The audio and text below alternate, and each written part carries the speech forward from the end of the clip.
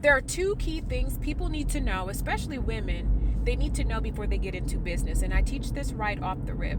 I may be pretty, I may be petty, but I'm very smart, and I'm a major player in the world of business and nonprofit organizations. Pop that collar, pop that collar. Number one is this. Be for real and serious. When you make those phone calls to bring major players to the table, and those individuals who can make things shake and happen, such as myself, be for real and be ready when you do that.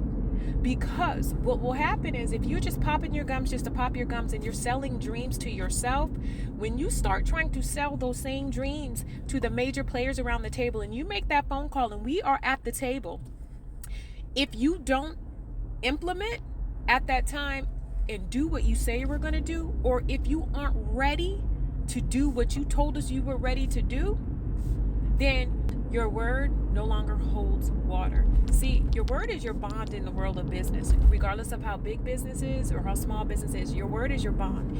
And once you play those little games where you make those phone calls, you bring us around the table, and you have movers and shakers who make things happen, because when you say you're ready, you better be ready. My little sister tells people that, hey, if you call my sister and you are saying that she's not no little fish out here, she's pretty, you better be ready. So if you call me and the funders, the investors, the people with the money, the people with the motion, such as myself, and then you're not ready, not talking about backing out, because deals get backed out all of the time, but you aren't really about that life, meaning you didn't have the capacity to do what you told us you were going to do. You don't have the money to do what you said you were going to do, and you don't have the money at the time, then your word is no longer bond with us. And even if you call us later and you're ready, we're probably not going to rock with you on that level, because you played too much. You played the game instead of you just being real and making those calls and bringing us around the table when you're actually ready and you have everything together to do your part. You called us when you weren't ready to do your part, hoping that we would do all of the parts, or hoping that you could hustle us. See, real business is not a hustle, right? So you can't do that, okay? Don't make those calls and bring us, the people with the money and the motion, around the table unless you're really ready to do your part, okay? Don't do that, because even if you come back later, we're not going to really take you seriously. We can only take you as seriously as you take yourself. And number two, I know I went too long on that first one. Number two, I know coming up with a name for your company makes you feel good, it makes you smile, you love it, it makes you feel like you're doing something, but don't spend too much time on the name of your business if you have not gotten the 3 W's down for your business. If you do not know your business is 3 W's, don't spend all of that time on a business name, okay? Because you're going to be spinning your tails. The 3 W's are what your business is, who it's for, your target audience, and why. What problem are you solving for your target audience, or what are you bringing to your target audience that they need or must have?